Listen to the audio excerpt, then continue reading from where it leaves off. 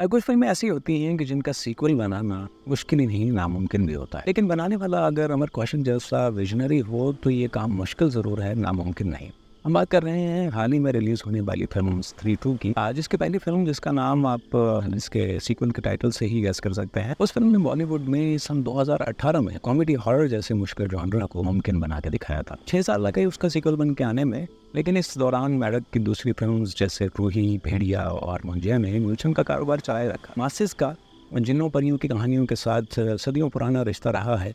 और अगर रुद्र भैया सुन रहे हैं तो मैं कहूँगा कि ये जॉनर सुपरनैचुरल हॉरर कॉमेडी एक गरीब परवर काम है। इसे आप फिल्मों की दरगाह का ख्वाजा गरीब नवाज भी कह सकते हैं। तो जो भेजी थी तो आप विक्की भैया ने वो न सिर्फ स्त्री को वापस ले आई है, बल्कि उसके साथ एक और नमूना भी आया है टिंडर पे स्वाइप राइट करता हुआ, जिसे हम सरकटे के नाम से जानते हैं। लेकिन शायद याद ना रख पाएं क्योंकि एक आइकॉनिक विलन ऐसे ही नहीं बन जाता। नहीं, मैं आपको थैनोस, मेलेफिसेंट या वांडा की मिसाल नहीं दे रहा। यही बॉलीवुड से आपको दो नाम देता हूँ, मोगैम्बो और गब्बर। पड़ गए ना सोच में। बल्कि मुझे लगता है कि बॉलीवुड की इन्हीं दो विलन से लड़ने के लिए अवेंजर्स को असेंबल होना पड़ सकता है। हर जो है और जैसा है कि बुनियाद पे हम ये तो कह सकते हैं कि स्त्री 2 मैडक की इस ईरी यूनिवर्स को एक्सपेंड करती है। It's like ordering a combo meal. You get more scares, more laughs, side of chills of course। और जो बात इस फिल्म को स्पेशल बनाती है वो इसकी वर्ल्ड बिल्डिंग है। इसकी whimsical स्मॉल टाउन वाइब जो इंस्टेंटली आपको वापस ले जाती है 2018 में, जब आपको ये भी नहीं पता था कि कोविड आने वाला है। लेकिन स्त्री ने किसी तरह शाहजहां को भी खबर कर दिया है कि कोविड चला गया है और सर कटा गया। बहरहाल जी, चंदेरी की फिजाओं में आप सांस लेते हैं और उसके बाद सुकून का सांस लेकिन आपको तब आता है कि जब आपकी मुलाकात होती है अपने जाने पहचाने एक्सेंट्रिक कैरेक्टर्स के साथ। अभी की प्ली जाना और रुद्र भैया, यहाँ तक कि उनकी माशूका जिनका रोल तमन्ना भाटिया ने किया है शमा के किरदार के जरिए, वो भी एक अच्छा एडिशन साबित हुई है इस फ्रेंचाइज के लिए। और कुछ कैमियोज हैं जिनका जिक्र हम आगे करेंगे। स्त्री 2 की शुरुआत में ही हमें पता चलता है कि ओजी स्त्री जो है अब चंदेरी में देवी का मुकाम हासिल कर चुकी हैं। और पिछली फिल्म की कहानी को बड़े खूबसूरती से एक सॉन्ग की सूरत में दोहराया गया है। वो पूजा के दिनों में आती थी। इस गाने को जिस तरह से पिक्चराइज किया गया है जैसे एक नाटक के अंदाज में री-एनैक्टमेंट है पिछली फिल्म के इवेंट्स की, एक इमेजिनेटिव एफर्ट है इस फिल्म के क्रिएटर्स की तरफ से। अगर आप बच्चों की हरकतों पे गौर करें, जैसे वो स्त्री को री-एनैक्ट कर रहे हैं और उसके बाद जब सरकटे वाली सिचुएशन रूज पे होती है, आप देखेंगे कि बच्चे उस सिचुएशन को कैसे अपना रहे हैं। बड़ा थेटिकल सा एलिमेंट है, लेकिन इससे क्रिएटिव्स की अपने काम से ऑनेस्टी का पता चलता है। स्त्री 2 की सबसे जो हैरान कर देने वाली बात थी वो ये कि उसने हॉरर का फिल्मी पहिया एक और ही दिशा में डाल दिया था। नैरेटिव पे 180 था वो कि आपने हमें एक ऐसी जगह पहुंचा दिया जहां औरतें रात गए आज़ादी से घूम सकती हैं। अब 2018 में तो ये सटायर था, नई बात थी। लेकिन अगर बात स्त्री 2 में वहाँ वापस आ जाए जहाँ वो पहली स्त्री से भी पहले थी, तो अफसोस के साथ ये सिचुएशन रियलिटी के खौफ में तब्दील हो जाती है। फिर तो ये वही हालात हैं कि जिनको इंडिया पाकिस्तान की औरतें फेस करती ही नहीं है। और it's not a joke in any way. बहरहाल इस नए फितने यानी सरकटे ने चंदेरी में जो हंगामा बर्पा किया वो ये है कि वो स्त्री की तरह मर्दों की बजाय औरतों को उठा के ले जाता है। औरतें भी वो जो प्रोग्रेसिव और मॉडर्न होती हैं। और हमारे हीरोज़ की तिगड़म या क्या कहना चाहिए, विकी जना, बिट्टू और रुद्र 4 हो गए। एक बार फिर से देसी घोस्टबस्टर्स बनने पर मजबूर हो जाते हैं। Pankaj Tripathi as Rudra steals the show. उनकी शुद्ध हिंदी और डेडपैन ह्यूमर जैसे कि आप अंदाज़ा कर सकते हैं आवड़े प्लाजा टाइप सेंस ऑफ ह्यूमर मुझे कितना प्रभावित करता है। पंकज त्रिपाठी का जो अंदाज़े बयां है वो MVP है स्त्री 2 का।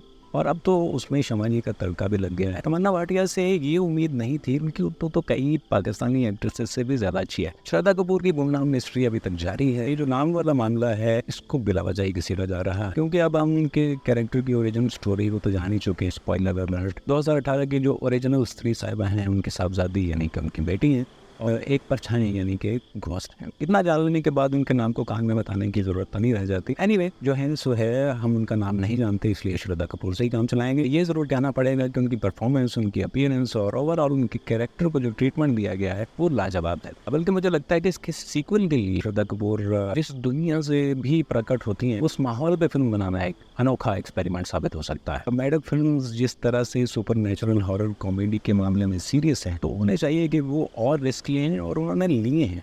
और उन्हें ये अंदाज़ा हो गया कि यहाँ की ऑडियंस हॉरर की कितनी भूखी है, दिल से खाती है हॉरर फिल्में, दिल से। अगर आपको मेरा ये जुमला चीज़ी लग रहा है तो फिर आप फिल्म देखें, उसमें बार बार दिल से निकालो, दिल से जो गर्दान की गई है, जो तोल दिया गया, वो बिल्कुल गैर ज़रूरी सी बात लगती है। अलबत्ता उनका एक डायलॉग मुझे बहुत अच्छा लगा। बीके भैया को तो ऑफकोर्स लगना ही था, तरकटें की दोजों के उस पार जब श्रद्धा कपूर उनसे ये कहती है कि होगा। और उसके बाद जो होता है उसे देख के ये मानना पड़ेगा, स्त्री 2 ने बॉलीवुड में इंटीमेसी को रीडिफाइन कर दिया है, प्रूव किया है कि love is a hell of a drug, literally. Exorcism को भूल जाएं, केमिस्ट्री की बात करें, एक सीन में हॉन्टेड से कोई इतना हॉर्नी कैसे हो सकता है। तो थोड़ी देर के लिए आपको कामासूत्रा का सीक्वल भी स्त्री 2 में ही एंजॉय करने का मौका मिल जाता है। जो अक्सर पार्ट इस फिल्म ने मुझे ये सोचने पर मजबूर किया कि is love the ultimate ghost story. और रोमांटिक सीन्स की बात चल रही है तो हम रुद्रा भैया की प्रेम कहानी को कैसे नज़रअंदाज कर सकते हैं। इस फिल्म में बिग्गी प्लीज से ज़्यादा खूबसूरत और रोमांटिक लव सॉन्ग की तरफ से आया है। फिल्म के आखिरी सीक्वेंसेस में जहाँ बिग्गी भैया इस फिल्म के विलन से छुटकारा हासिल करने के लिए जा रहे हैं सरगटे की दोजख की ओर, तो रुद्रा भैया बड़ी फील से कहते हैं मैं भी आया हूँ, सुभान अल्लाह। और लाहौल वाला कुव्वत शाहजहान यानी अक्षय कुमार का हिस्ट्री के साथ जिनसी है, फिर वे ट्विस्ट ऑन हिस्ट्री की उर्दू मैंने आपके सामने पेश की। यानी मेंटल असाइलम वाला जो सीन था काफी फनी है, मुबारकबाद भी पेश करने को जी चाहता है उन क्रिएटर्स को। इन्हें ये कमाल आज़ादी हासिल है, क्रिएटिव फ्रीडम, यानी कि वो अपने ऐसे आउटलैंडिश आइडियाज को भी एक्सप्लोर कर सकते हैं, चाहे वो आइडिया एक सरकटे फुटबॉल की तरह रिवर के मुंह पे ही क्यों ना लगे। अब हर गेंद पर रोहित शर्मा का छक्का तो नहीं लगता, वरुण धवन का इसमें कैमियो है, कैरेक्टर को भी इसमें अच्छा ट्रीट किया गया है। अब मुझे मार वाली सूरत हाल वो बिना सोचे समझे भर जाते हैं सरकटे। मुझे प्रोमीथियस का डेविड याद आ गया जब इंजीनियर से उसका वास्ता पड़ता है। बहरहाल वरुण धवन के इस कैमियो की वजह से रोमांटिक सॉन्ग्स की लिस्ट में एक मास्टरपीस का इजाफा हुआ है और उसकी तारीफ में बस यही कहा जा सकता है इस फिल्म का म्यूजिक इतना भरवा है और इतना ओरिजिनल और एक्सपेरिमेंटल है कि उस पे एक अलग वीडियो बनाई जा सकती है ताकि उसकी तारीफ का ठीक से हक अदा किया जा सके। इस रिव्यू को अंजाम तक पहुंचाते हुए मुझे माइक फ्लैनेगन की हॉन्टिंग ऑफ ब्लाय मैनर याद आ रही है, जिसके फाइनल मोमेंट्स में एक कैरेक्टर फ्लोरा पूरी कहानी सुनने के बाद कहती है कि आपने तो कहा था ये गोस्ट स्टोरी है, नहीं ये तो एक लव स्टोरी। ये एक तरह से खुलासा भी है इस फ्रेंचाइज का और एक रिकमेंडेशन भी है मेरी तरफ से। अगर आपने ये खूबसूरत सीरीज मिस की है तो नेटफ्लिक्स पे जरूर देखिए, और आप चाहें तो इस पूरी सीरीज का रिएक्शन और ब्रेक डाउन हम यहाँ मूवी सिंह की इस हम्बल सी सीरीज में आपके साथ शेयर कर सकते हैं। कमेंट्स में जरूर बताइएगा। अगर मेरा ये रिव्यू तासुर आपको पसंद आया हो तो सब्सक्राइब कर सकते हैं ताकि हमारे मूवी मूड स्विंग्स को शेयर करने का ये सिलसिला जारी रह सके आपके साथ। आप भी अपने मूवी मूड स्विंग्स हमारे साथ शेयर कर सकते हैं। इसके लिए किसी रीजन या लैंग्वेज का कोई बैरियर नहीं, बल्कि मेरे बैकग्राउंड में आपको वॉच वट व्हेनेवर का पोस्टर भी नजर आ रहा होगा। तो जैसे कहते हैं ना घर में कि आज क्या पकाया जाए, तो आप ही बताएं कि आज क्या देखा जाए।